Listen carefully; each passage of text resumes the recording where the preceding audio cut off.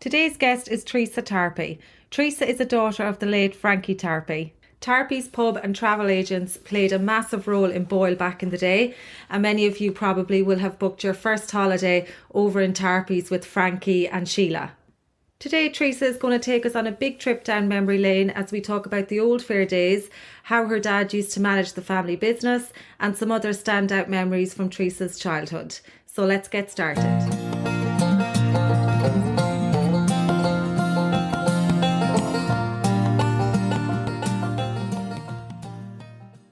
So welcome to the Voices of Boyle podcast, Teresa. It's great to have you on. Thank you.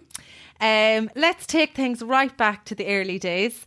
Can we touch a little on your family's history, Teresa? Whereabouts did you live in Boyle and where did you grow up?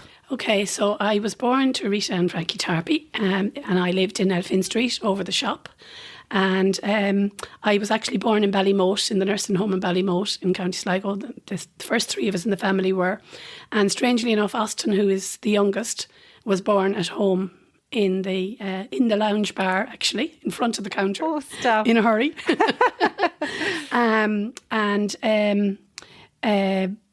We, as I said, we lived in Elphin Street over the shop, and that building now houses Tony's Takeaway. And the shop was in the family since the late 1800s and belonged to my great-grandmother, Kate Lavin, who married a man called John Cahill, who was my granddad. I suppose one of my earliest memories is of standing on the balcony at Dublin Airport in, I think, about 1963, waving goodbye to my dad, who was going on a trip with a group of shopkeepers as part of RG Data, and they were flying to New York for a number of days, and the airport was so small that time that you could literally stand on this balcony and the people who were going up the steps into the plane could see you, and we could wave at one another. So I could see him boarding the plane, and I think it was a Boeing 720 at the time. And he went off to New York. Had a great time in New York because he had three uncles there, Freddie and Walter and Jack. And Walter was the man who we talked about earlier on, who brought the Volkswagen Beetle from Germany to Boyle, the left-hand drive that Carlo's granddad bought afterwards. That's gas, yeah. Because Carlo's mum actually told me that. So Carlo's granddad, Mary's father, bought an old car of Teresa's uncle. My granduncle. Who Walter had brought Cahill, it home from Germany. And just a funny story on the car, Teresa, while we're on it. We recently did the tour in Arigna Mines and got talking to a lovely man there, the tour guide, and he's, where are you from and where? And we said, well, we're only from Boyle. He said, God, we rarely get people that close to home. What are you doing a tour down here? But anyway, we got chatting and he found out who we were and we were from Boyle. And he said, I have a great story about your granddad, Carlo. Carlo says, go on, tell me. So basically, Carlo's granddad had this left-hand drive car, and back then they were so rare. So he went out to Arigna one day and he was in the left-hand drive car and he picked up this fella that was thumbing. But the fella he picked up was the local lunatic, now is what he called him, but I won't give the name or anything. The local lunatic, he said. And they drove around the village in this left-hand drive car. Well, he said the village went into a frenzy. There was neighbours running into neighbours' houses saying, can you see so-and-so is driving a car around Arigna? Get everyone in off the roads. But they hadn't realised it was a left-hand drive. So he said for years after, they talked about Carlo's granddad going down in your granduncle's car, driving around this lunatic in the car. So that's a funny story about the car. Indeed, and as we were children, he came back to live in Boyle, having lived in America for years, and we had great adventures in that car, and he used to bring us off. He was very interested in film, and he used to make a lot of home movies and stuff like that. Brenda McGee has reels of it. Really? Yeah, wow. Old home movies. But we had great adventures in that car, and it must have lasted for years because he would have bought it in the, I'd say maybe the very late 60s. And I wonder where did it end up? I don't must know. I must press Mary on that to see, did her dad hold on to it, or does she know what happened to in it? a shed somewhere. Some history, isn't it? It is, indeed. I suppose when I was born, my parents had a bar and grocery in Elphin Street, and that time, that setup was very common in Ireland. So when you went into the shop, sometimes it was two doors, but the bar was on one side and the grocery was on the other side. And I really clearly remember the grocery side because we had big old tea chests, and the flour came in big bags, and we had to empty or repackage it. Yeah. And the biscuits came loose in big tins, and we had these display tins that were on a kind of a stand, and they had a glass top on them, and you could look in and you could see the Mikados and coconut creams and whatever, and then people bought a half a pound of biscuits or whatever else that was. And we also had a huge big bacon slicer, horrible dangerous looking yoke, and that we used to cut ham and corned beef and stuff like that on it as well. And that was there, I think, until about possibly the end of the 1960s. But then in 1965, 66, we expanded in at the back of the bar, and we built a lounge bar, and I'll tell you a little bit about that. Yeah, too. But in a few minutes. So my dad initially had intended to emigrate to the States in the early 50s. He was born in 1929, so he was just very early 20s. But the Vietnam War broke out, and because he had the three granduncles in America, they more or less said, don't come out because you're going to be conscripted and you'll be sent to Vietnam. So he decided, I'll wait a couple of years. And in those intervening couple of years, my grandmother, Teresa Tarpey, the real Teresa Tarpey, had a stroke and passed away. So my dad ended up taking over the business. She died in 1954. So he took over the business in 1954. And then, as I said, we came along. Mum and Dad got married in 58, and we came along in... I was 60, Francis 61, Noel was 62. We were Irish triplets. Good, and then Aston was 67. But people often talk about the Big Fla in 1966. I was born just before the Big Fla in 1960. And I was shipped off to my granny's as a very small child to Strokestown. And then in 1966, I do remember them getting ready for the Fla. Right. And we had just built this lounge bar at the back, which was just behind the bar. And Michael Finnern, Lord rest him, he built it. But it wasn't furnished because they decided it would be ruined during the Fla. So it literally was concrete blocks with planks on top of them. I don't know what we had for tables. There were tables there and concrete floor. And even in the days running up to the Fla, I remember it being busy and being packed with people. And every pub in the town had made the use of every little bit of space they had.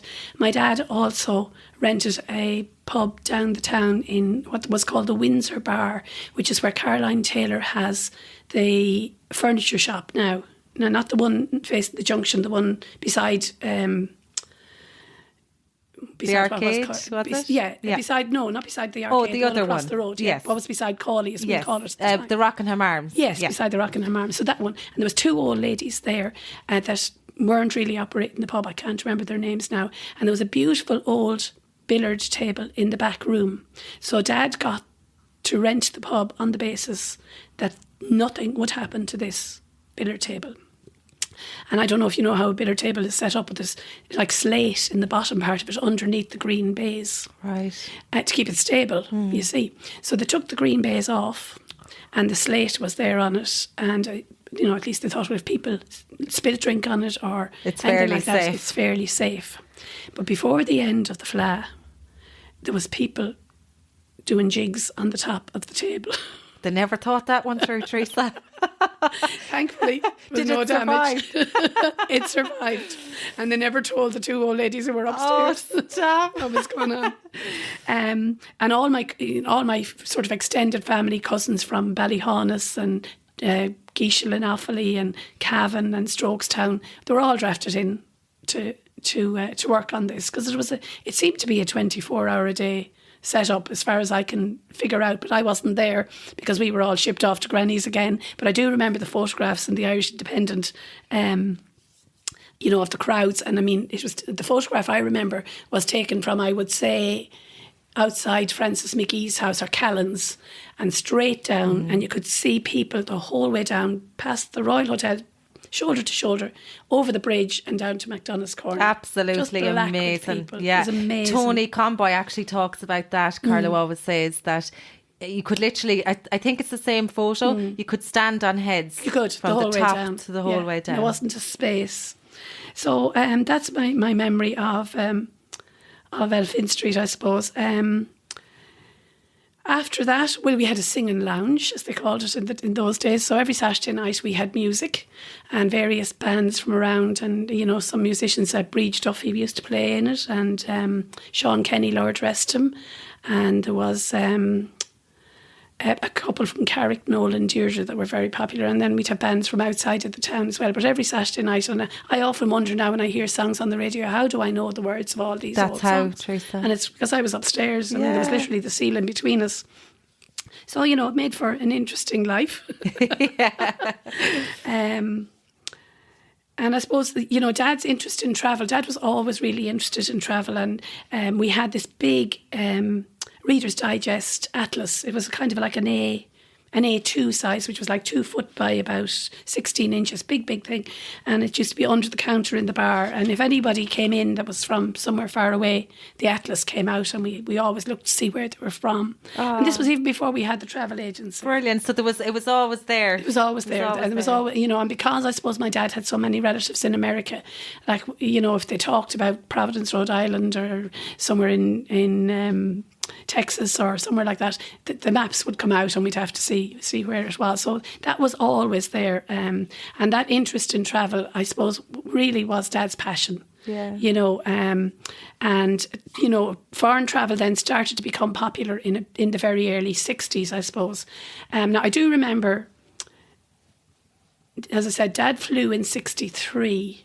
And my Aunt Berry, that would be Brenda McGee's mother, went to America sometime in the early 60s, and I was only a baby, or I mightn't even have been born. But she went by ship from Cove. And I do remember seeing photographs at home of them going out on some kind of a little steamer for her to get on the ship. And I presume it took 4 or 5 days or whatever for her to go to New York. And that was in the early 60s as well. Wow. Yeah. So it wasn't that easy for people to come and go. And I mean, you think about what emigration was like. There was an awful lot of people abroad. Now, a lot of them were in England, but a lot of them were in America as well. And I suppose that's where the whole thing about the Irish wake comes from, is that I suppose in the time that my Uncle Walter, the man with the car, went to America, he didn't come home for years. Yeah, there was no correspondence, just letters, I suppose. Yeah, just letters. And I think we're not sure when Walter went to America, because he went to do an apprenticeship up in County Derry with Jack Stewart to be an electrician. And then he went from there to Liverpool, and then he went to... I think conscription for the First World War must have come in at that time, and Walter had a glass eye. Oh. So when they tried to conscript him, he got away because he had the glass eye. Right. But and then they all went to America as well. So they didn't come home that often. And that's then, I think, how Dad's interest in travel happened. So then early in the 1960s, he wanted to set up a travel agency. But that time, the licence to become a travel agent was hard to get, because they were all what we call shipping agents. Yes. And so there were the bigger towns had a shipping agent. So we'd say in Athlone it was Tommy Grenham, and in Sligo, I just can't think of the name of the people in Sligo. So they all had a shipping agent. So if you were going to go from Dublin to Liverpool, you'd go to them, or Cork to New York, or wherever you might go. And Sean Brady in Elphin also had this licence as well. But they were a very old licence, and they were hard to get. So you had to then sort of build up your business and then get approval from the Irish Travel Agents Association and IATA to set that up. So that happened through the 60s, and eventually he kind of got set up towards the end of the 60s. But in the run up to it, our tickets were issued by other travel agents. So people came into Dad, they booked their a lot of it was sailing or some flights, and the tickets were provided by McGinnity's in Cavan or Sean Brady's in Elphin until he got set up himself. And everything, of course, was done by post. Mm-hmm. So the request came in. He might have phoned them to tell McGinnity's in Cavan that he needed a ticket for somebody, and then the ticket would be posted to Boyle, and then we would get it to the customer. But these phone calls in the early 60s didn't happen from our house because we didn't get a telephone until 1967. Right. And our telephone number, like if you think about it, at that stage there was less than 200 phones in Boyle, because our phone number in 1967 was Boyle 173. Imagine. Yeah.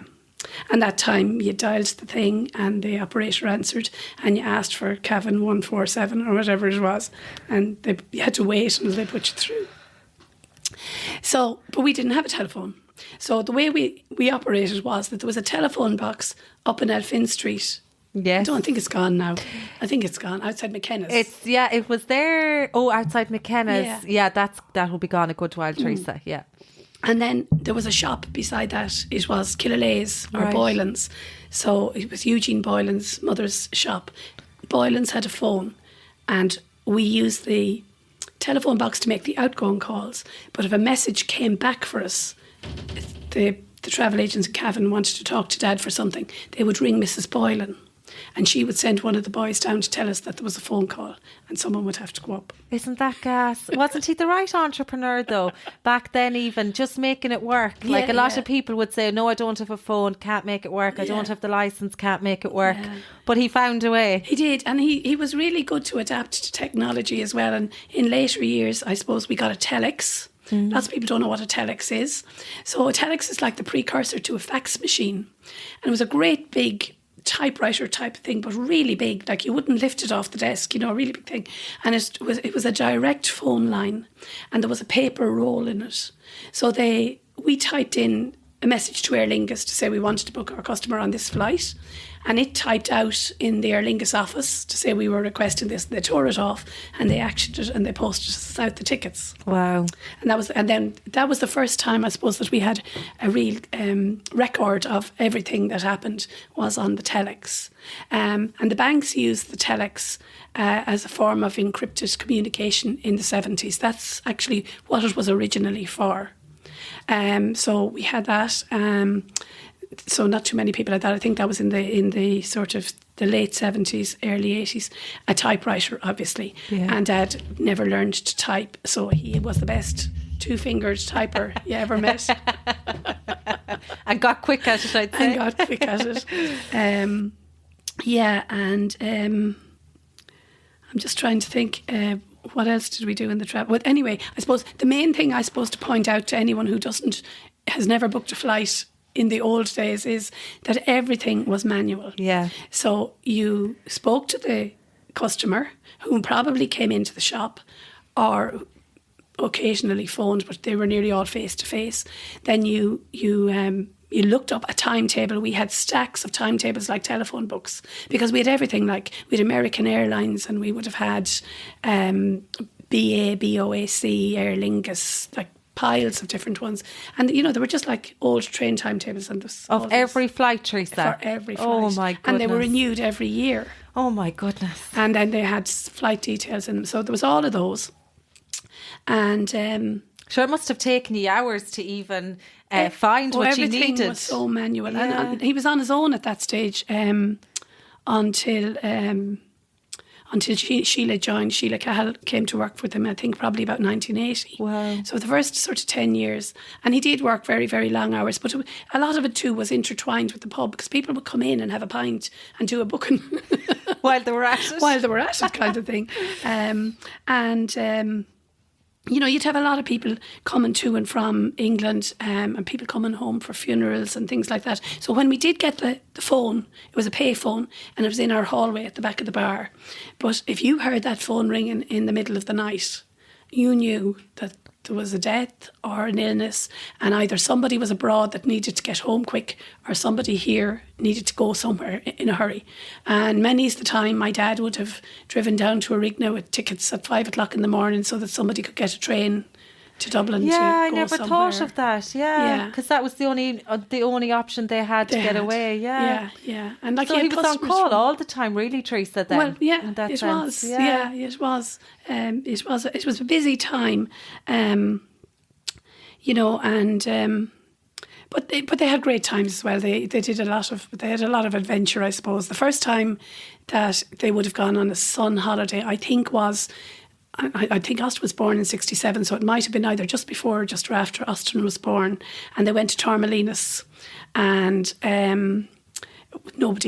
very few people kind of had heard of Torremolinos. The key resorts at that time were Sitges in Spain, and possibly Benidorm was coming on stream, and a lot of people would have gone to Sorrento in Italy, or Rimini, or places sort of close to Rome.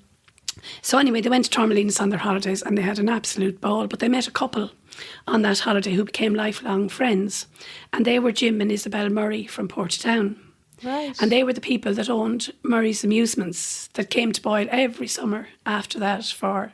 Still do, Teresa, yeah. So they met them in Torremolinos. They met them in Torremolinos. Wow. Now, I don't know if Murray's had been here before they met in Torremolinos, but I don't think so. And I think it was after that the Murrays started coming to Boyle. I think the Murrays used to go to Ballygar every summer, but they never stopped in Boyle, and I think they started to come to Boyle after that. That's amazing. So that's the history of Murray's, maybe in Boyle. Maybe that's where it started. My understanding. Now, Donny Farrell might have a totally different story. We'll leave it at that for now then. But so they met the Murrays, and actually one thing I wanted to mention to you was Murrays when they used to set up on the Crescent. Yes. Because I suppose for people nowadays that think of the Crescent, they can't imagine a carnival, a fun fair set up on the Crescent. So talk to us a little about that time if you have any memories. Yeah, oh gosh, I have so many memories. I suppose they were so exotic. Yeah. And all these people came and they lived in caravans, and all the family worked on the thing. We just, you hear this term, run away with the circus. Well, any of us would have gone with them, and even getting in to see their mobile homes, which seemed so different to anything we had ever seen. And of course, all the girls and all the family were the same ages as us, Jacqueline and Pamela, and the boys then were a bit older. There's another girl as well whose name escapes me now, and then Jim and Tony were older. So like every teenager and young one in the town was flocking around them. Yeah, they were like celebrities. And I have to say, with the older adults, and many's the good night we had in Elphin Street with the Farrells and the Murrays, and a fair amount of sing-songs. But they worked night, noon and morning, and the things that I remember are the chairplanes. And if somebody asked me to get up on a chairplane now, I'd die. But that time I loved them. And I have this memory, the chairplanes at one stage were up beside what was called the pump on the Crescent. So there was a water pump right at the top of the Crescent, just where the footpath ends as you cross the road to Grahams and Dodds. Right. And one of the first times they came, that's where they had the chairplanes. And I remember as the chairplanes started to speed up and we were going round like that, we could see into Dodd's front room. Imagine. Yeah, we were that close to the buildings. Imagine. Yeah. Of course, they had the bumpers, which were a great success. And then they had this thing... I don't know what you'd call it. It was a stall where you bought tickets, and they had raffles. And, it was a bit like they'd have tea sets and sets of glasses and board games and lamps, and everybody bought tickets. It was, I don't know, 5 for 2 shillings or whatever it might have been. And like the amount of people that would be clamouring to... Waiting for this raffle. And winning and I'm sure the prizes were, pretty worthless, but, they were just so... The novelty of it, Teresa. And did they come every year, do you remember, or was it... To the best of my knowledge, they did. And then they moved. I know they were down behind the hall in the end, or at the college, but I think they were somewhere else as well. They might have been in what we call the college field, up beside Trojan. No, but I'm not sure. They might have been there. I don't remember them there as such, but I do remember them behind the hall. I also remember one year they came to the Royal Hotel car park. That's right. Yeah. But in the early days it was, and they took up the whole Crescent. Imagine. And I don't know how long they were there for, maybe about 5 nights or something like that. But it really was, we called it the carnival, and it was a carnival. It was so magical though, and I can imagine even back then when you had less going on in a town, it was the highlight of the year, I'd say. Absolutely. And remember, I don't know when we got our television, but I think probably in the mid-60s. But I do remember Dodds getting their colour television, and that might have been 60...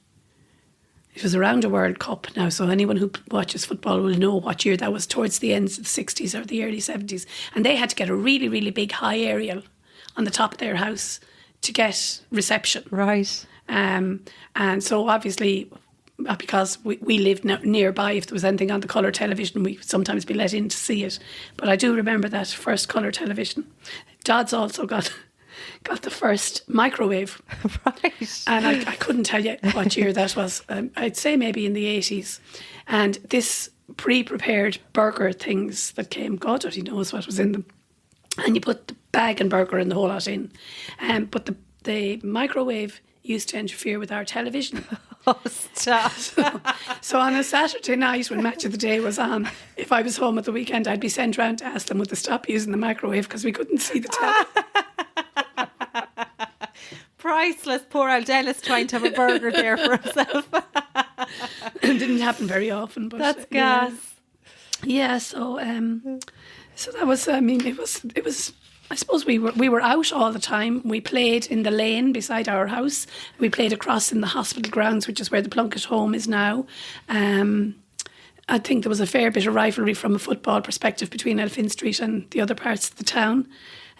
But it was a happy time, I suppose. I'm just trying to think about what were the other really... Well, I suppose flying in itself was a really big deal and you really felt like a celebrity. And, you know, I remember the first flight we went on as a family to Mallorca in about 1974 and we had the most beautiful, well, what we thought was the most beautiful food, but we had real knives and forks and like the staff were just so nice and there was no rushing on or rushing off the plane or anything like that. And that was the first package holiday that we were on, and we got off the plane and we went to our apartment, and Francis, my brother, discovered a bidet for the first time. Oh, right. So he had a great time showing everybody what this was, and then of course he'd squirt them in the face and he'd get the chance to get them bend over it. But but it was a busman's holiday, as I said. We went and we hired bikes, you know, like those tricycles that 3 people can sit on. Yes. Well, we visited every hotel and every apartment block, and we had our little checklist. So the checklist was, you know, is there a big bar in it? What's the reception area like? My mum she'd blag her way in and she'd get to see a room. How many steps was there down to the pool? Was it up a hill? Teresa, Jesus. So you were really... because obviously back then, which is one of the things I wanted to ask you about, there was no online reviews. Like we take it for granted today. You can tour the hotel, you can check everything. Yeah. But back then, you were the TripAdvisor in terms you know, finding out all them details and then coming home with all of this information. You must have been wrecked after the holiday, though.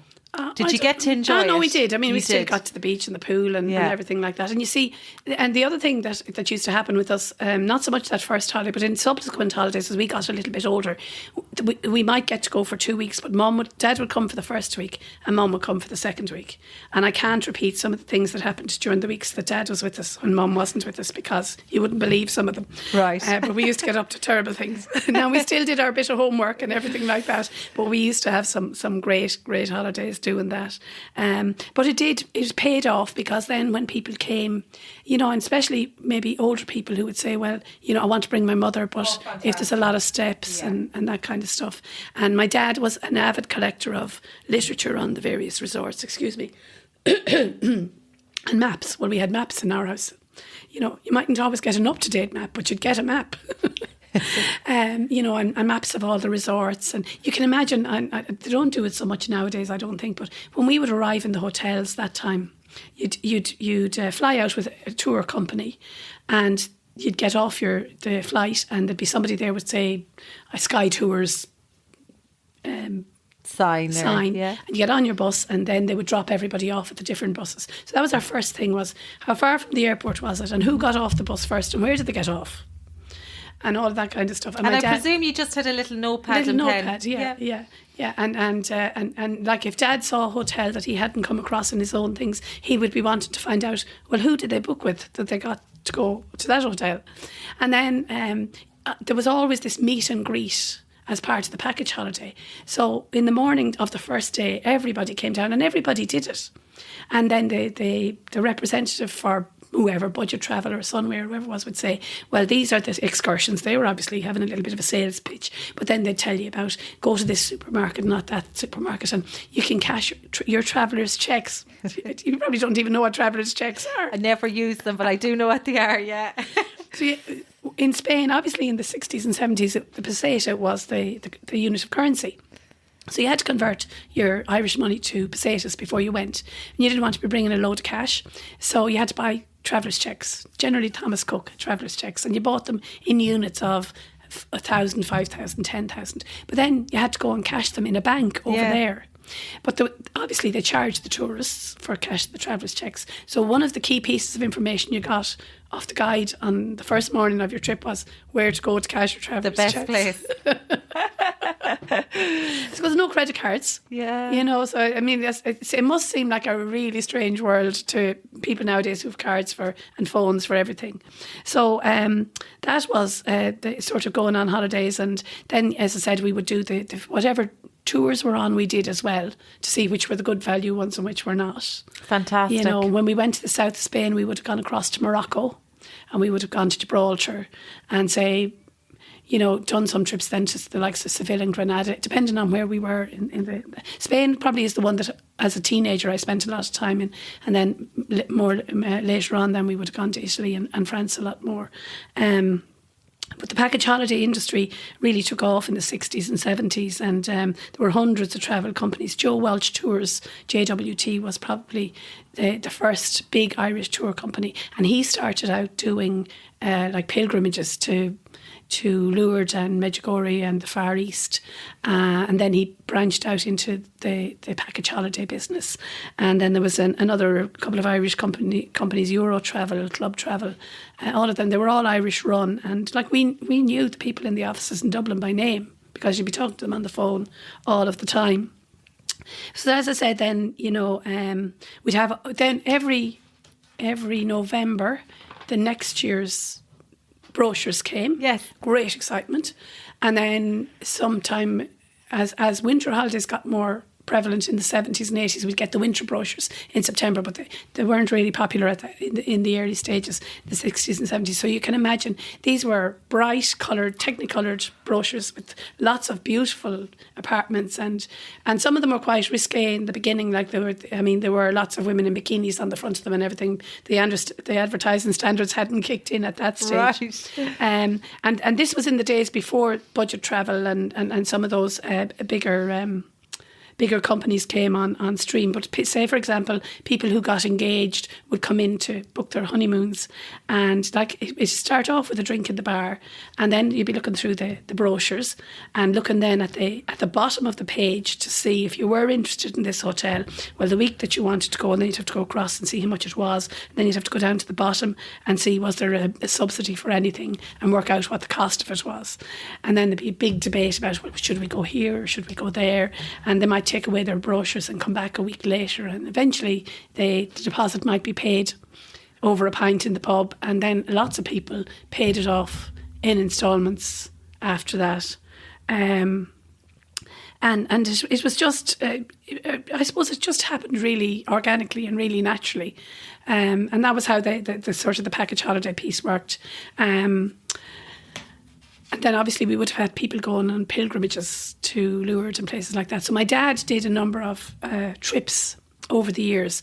So he would have taken groups to Lourdes and gone with them. Mm-hmm. But they weren't diocesan or anything like that. He just did them, and they would have gone into San Sebastian in Spain on bus trips and things like that. And they were always great tours. Then when I started work in 1978, I would come home at the weekends and work in the travel agency some of the time. But my dad used to run trips to Spain for the Irish Vintners Association, in association with them. So typically Irish publicans who had been working hard all summer from all over the country, Donegal to Cork and up to Dundalk, would come on these.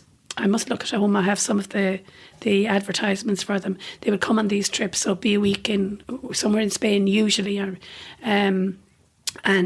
it was they would all go out, and some of us would go with them, and we would kind of be there as a sort of a semi-tour guide with them and helping anyone who had any issues, things like that. We always had great trips. So he would have gone to all of the Spanish resorts at various stages, and maybe a couple of French resorts as well. And that went on for a period of about 10 years. And consequently, we know people who came on those holidays from all over the country. And they were nearly all vintners or people. Some of them would come with some of their customers as well. So they were great trips as well. And what else did we do? Dad was very friendly with Liam Keller in Ballinasloe, who had Camp Hotel. Right. So we had a few great trips camping in France, and that started to become very popular as well. Another place that was really popular, and we don't even think about it now, in the 1960s, and it was a big deal. I suppose we would have been, maybe I would have been 11 or 12. Everyone was going to the Isle of Man. Really? Oh, yeah. The Isle of Man? The Isle of Man. Wow. Yeah, it was one of the first places, I suppose, that people felt they could bring their families and it wasn't too expensive. Do you know? But it was really, really popular. And you'd go over on the boat from Dublin to Douglas, and it was a really, really popular one. Another thing that struck me when I was thinking about this, and I'm sorry, I stopped. No, go ahead, Teresa, go ahead. There was so obviously we did everything by hand. Yes. So you wrote you made the phone call, or you sent the telex, then you wrote the tickets, and then you had to deliver the tickets. So some people would come in and they'd collect their tickets and be paying their balance, whatever as it is. But some of our customers were in Drumshanbo or Roscommon or Ballymote or wherever it might be. So we would post out the tickets to those. And if there was an emergency and there was somebody going in a hurry, the chances are we would drive to wherever they were. But in 1979, there was an 18-week postal strike. Oh, stop. So that meant 18 weeks? 18 weeks. So that meant that, we didn't have a fax at that stage. We got a fax, I think, in the 90s. But 1979, there was an 18. Now, I wasn't here, thanks be to God. It was poor Austin, I think, that was the one that was in 79. Austin probably was the one who and maybe Noel and Francis were still at home, but I wasn't. But like, they would be sent to Dublin to drop in payments and pick up tickets and cycle around the town on their bicycles if they needed to deliver things to people. And then my dad would get in the car and drive to wherever he needed to drive to drop off tickets. My God, all over the country, all really, over the place. I'd say. Yeah. You know, and when you think of it now, and I suppose it just had to be done. Yeah. We take everything for granted now, like everything's instant and sending emails and phones and everything. It's, you know. Yeah, that's true, yeah. And, you know, a lot of our customers then, as time went by, he arranged trips for independent groups. So there was a group of doctors from Sligo who used to go off every year to a conference, and they could be going anywhere. I remember them going to, they went to Cuba. They would have gone to parts of the Middle East. They went to behind the Iron Curtain before the wall came down. They would have gone to Poland, and I think some of them would have gone maybe to Latvia and places like that. So he would have organised those as well. And that was even more work because you had 3 or 4 sets of tickets for everybody. Yeah. So you could have a group of 18 and they might be flying Dublin, London, possibly Frankfurt to get a connection, Frankfurt to wherever they were going on to. And would he, Teresa, back then, would they be all... He'd have to book the flight separately, look at the time of each flight. Yeah, so he'd have to coordinate. Oh my goodness. Huge work. Yeah, there was a lot of work in it. And like, there was lots of times things went wrong and people missed flights and luggage got lost. And would they ring your dad then? Yeah. So really you were everything in terms of... Yeah, it wasn't just, here, book me a flight and be done with it. No. Yeah. And as you know, as I say, it was so manual, it can't always have gone well. I'm sure there were some and people had less expectations back then as well, I suppose. Possibly, you know, and I suppose everyone was doing the same type of thing at the time. But you know, there was huge... I suppose huge work in organising some of those multiple destinations. You know, and I often remember ringing Air India in London one time about something, you know, things like that. And you imagine lifting the phone and saying, you know, and please ring me back on Boyle 173. Imagine.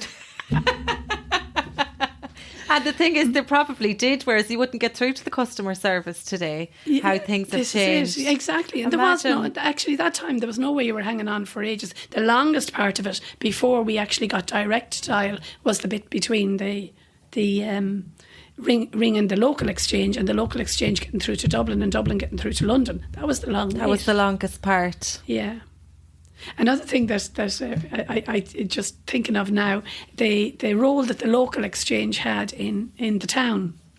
You know, we all knew the local people that were on the phones, the telephonists, and they all knew us, and they all knew our voices. But I went to work in Athlone in 1978, and one Sunday I was ringing home, and I think maybe it was about 4 o'clock, and that time the pubs closed on a Sunday, and Mum and Dad must have been gone somewhere. And I won't say who the lady was, but one of the telephonists was there, and she rang, and it rang, and it rang, and I could hear it on the other end. I was in the phone box, and she said, they're not answering. And she said, is that Teresa? I said, it is. Oh, she said, you know what? I think I saw them going out the Carrick Road about 2:30. They must be gone for a drive. So she was able to tell you why they weren't at home. That's gas. Some great stories from back then, though, Teresa. Yeah. Everybody knew everybody, and yeah. You know. And then we had our postman, Jim Lloyd, Lord rest him. He was a great character, really great character. And everybody sent postcards. It was nearly the first thing you did when you went on your holidays, was to send postcards. So you'd get all the postcards from wherever you were, you know, and send them to various members of the family. And then, but lots of people sent postcards to Dad. And obviously some people were a little bit more private than others, so they wouldn't put their name on the postcard. So they might put, having a great time, hotel is lovely, JNT. So the postcards would come, and the postman would come in with the post, and always stopped off in our house anyway. And he'd put the post on the counter, and he'd say, and Frankie, where's this place now? And whatever, you know, postcard would be there. And Dad would say where it was and whatever. And it's that nice now. And what kind of people now would be interested in going there? And what he was trying to figure out was who were J and T. But without actually coming out and asking it. But 2 weeks later, when J and T came back with a lovely tan, he figured out who they were anyway. Oh, that's gas, Teresa. Yeah. Jim would have known everything then. He would have, yeah. He would have, yeah. And I suppose something that we forget about, and we talked about beforehand, is that Boyle was a very diverse place in the 60s and 70s. And I can't even remember, you know, a lot of the names, but we had the Gypsy Rover caravans that were based up in Great Meadow, and lots of people from the continent in particular, particularly German people, came and did the Gypsy Rover trips. So they took their caravan and they went off down with their horse around Balnafad and Lough Arrow and Knockvicker and all those sort of areas. And it was kind of a slow-paced holidays. I think they eventually moved those caravans out to where Easts is at the top of the Rockadoon. That's where they moved. And there was a German man who came on his holidays called Heinz, and he came and eventually worked there. But there were also a couple of other, in those early days, a couple of other people that I remember. There was Peter Freda, who was probably one of the, in my mind anyway, because of my age, I suppose, one of the first people that I remember who, I think he was from Germany or possibly Germany. He had a chipper on the Crescent in a caravan or just beside where the post box is. And I think that probably, apart from Lucy Gaffney's, that probably was our first chipper in Boyle. Right. And they settled here and they had children here, and I think they must have eventually gone back to Germany, I don't know. And then, of course, there were the Studentskis down in Carrigan Row, and there was a man called Helmut, whose surname I can't remember. But a lot of those people would come in to book their flights because they were living here. They bought properties around Carrigan Row, Knockvicker, even out this road here. You know, so there was lots of people who were coming and going to various parts of Europe and America, and so they were all coming into the shop as well, and you'd meet them. And my dad had a very good friend called Cecil Taylor who had a guest house on the Rockadoon. Sandra. Lord rest her, Sandra McCran's dad. Right. And they had fishermen who came every year. So we got to know them as well, and they always came back on their holidays. Fantastic. Like, God, just even listening to you there, you must have had, even as kids, such a broad knowledge of the world at that time, just from talking to people and hearing their stories. I suppose we had, but we didn't know it. You didn't know it at the time. Yeah, you probably thought this was normal, and, you know...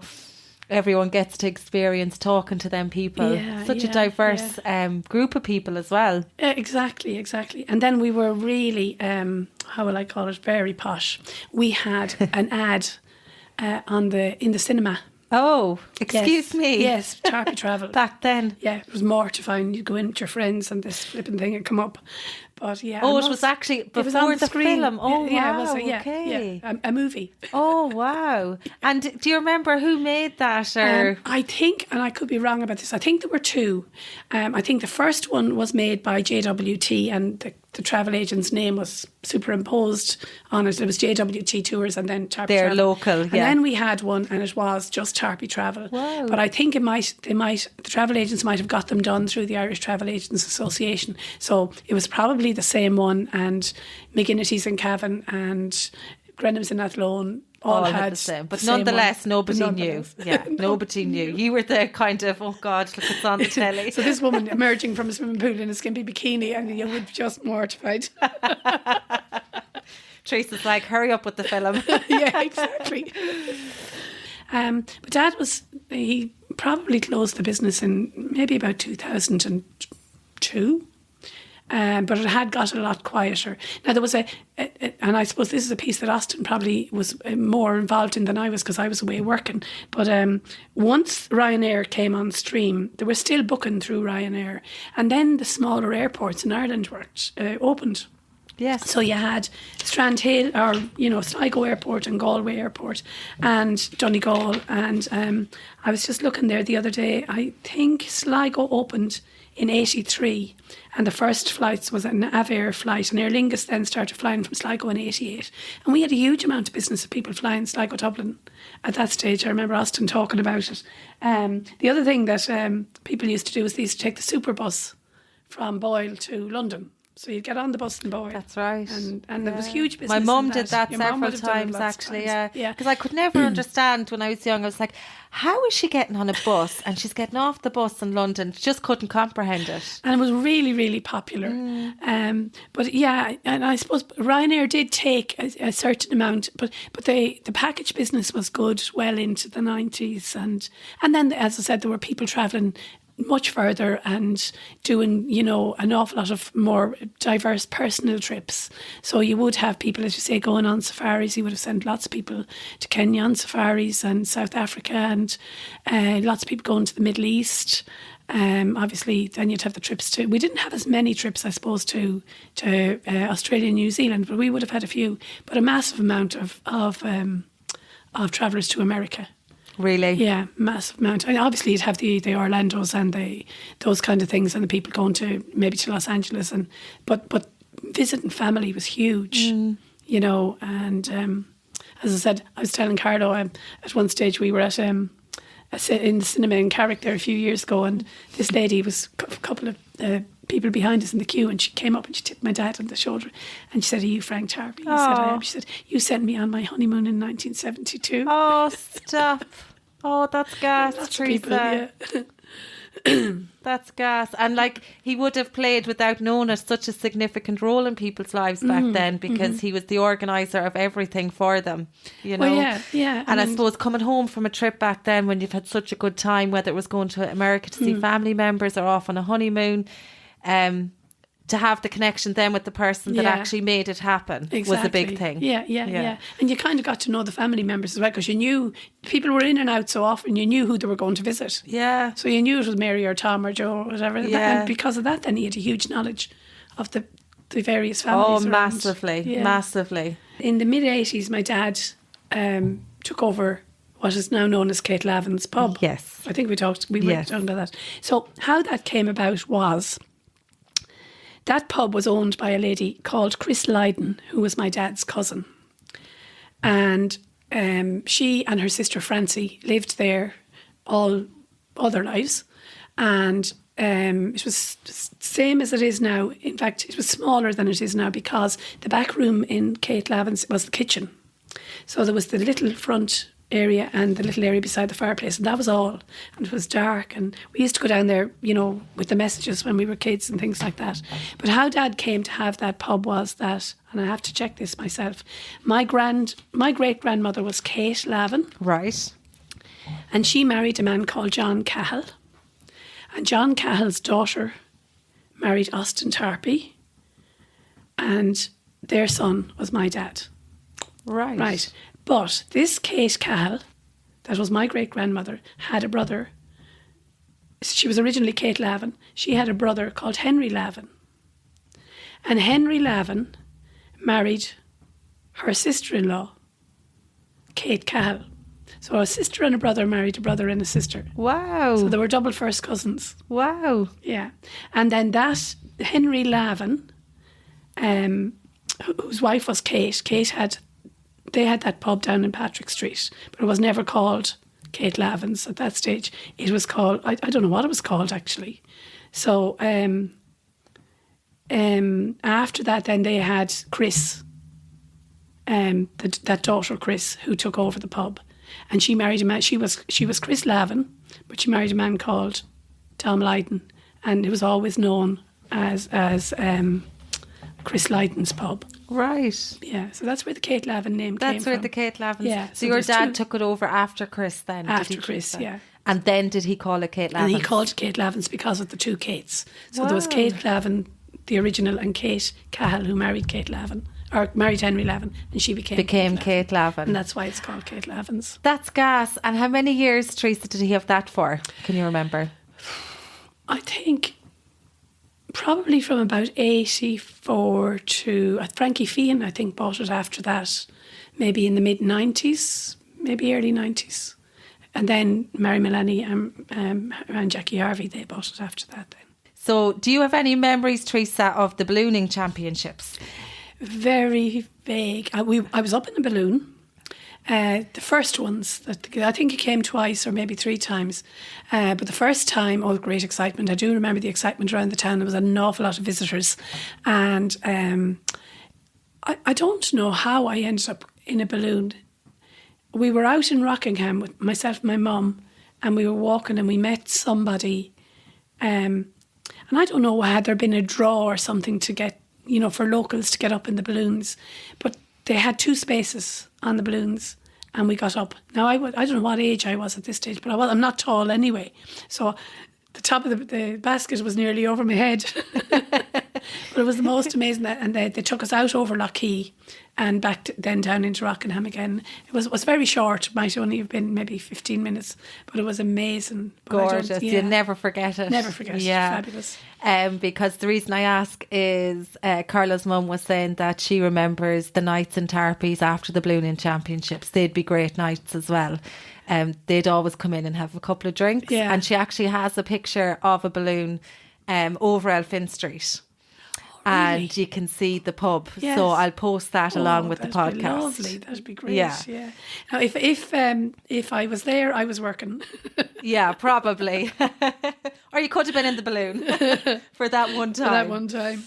And I was looking back, Teresa, just in more recent times of your dad's 90th birthday that he celebrated in Creighton's in 2019. Yes. Yeah, it looked like a great night. It was. We had an afternoon tea in Tony Taskin School first, because that's where my granddad was the schoolmaster. Okay. And he was a schoolmaster there, and he was a schoolmaster in St. Joseph's up in Mockmoyne Right. as well. Okay. Before he retired. So, that's why we decided at the time we just didn't know what we were going to do. So and it was February, and we were thinking we didn't want people having to go out of town or anything like that. So we spoke to Anne McLean, and we had an afternoon tea, and it was just lovely. Great idea. It was a great idea. Yeah, and his, a lot of his friends came to that. Yeah, he looked really happy. I saw the pictures; they were lovely. Yeah, it was a lovely day. Yeah. So that's really it, Teresa. Is there anything else, just to finish up, that we haven't touched on that you'd like to touch on or talk about? Put you on the spot a bit. Yeah, the spot. I'm just trying to think of any of the other things that I know you talked about just before we got on air about the school and the lollipop, the wardens. Oh, the wardens. If you'd like to mention that. Yeah, so I'm sure someone has talked about this before, but we in the late 60s, early 70s, there was a guard in Boyle called Mick McGrath, and he set up the if you think about it, the road outside the school was the main Dublin Sligo road. Yes, so very busy. So it was very busy. So they decided that they needed to have traffic wardens, and this was a new concept. So I was in the second batch of traffic wardens, so I must have been in 5th class when this started, because it was always the 6th class people that were the traffic wardens. So the first batch of traffic wardens were trained up, and we got these long white PVC coats. They were ton weight, and the hats, and then these lollipops. And we had to be trained, and we had to do our stop the traffic, take up your position, whatever that was. Yeah. And then we took our turns doing it. But the lollipops were very light on the top, the stop sign or whatever. But it was a windy day, and the wind caught the lollipop, and we were small. You can imagine you'd nearly be brought up the road half a mile.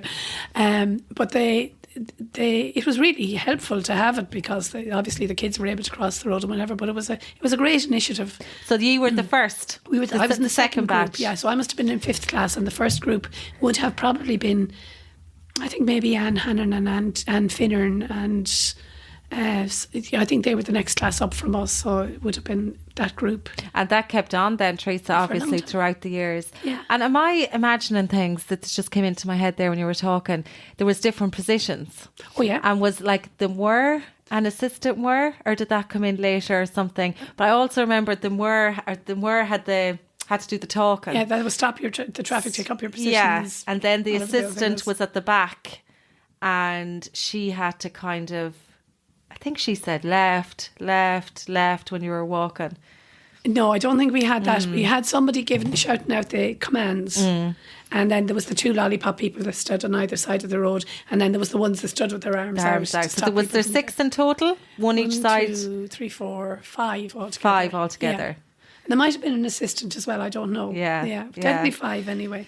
Yeah, because I'd have memories as well of, say, when they'd be leaving, they'd come out of their classrooms, obviously 5th and 6th class to do it, and they'd gather in the little porch area outside the hall. Oh yeah. And they'd get dressed there, and then you'd hear them going out the hallway. It's great, great. Even just thinking of the noise of them going out brings back the memories. Yeah. So it was a great initiative, it really was, and everybody, Yeah, and it gave us some responsibility at the time as well. But it was a very busy road, no doubt about it.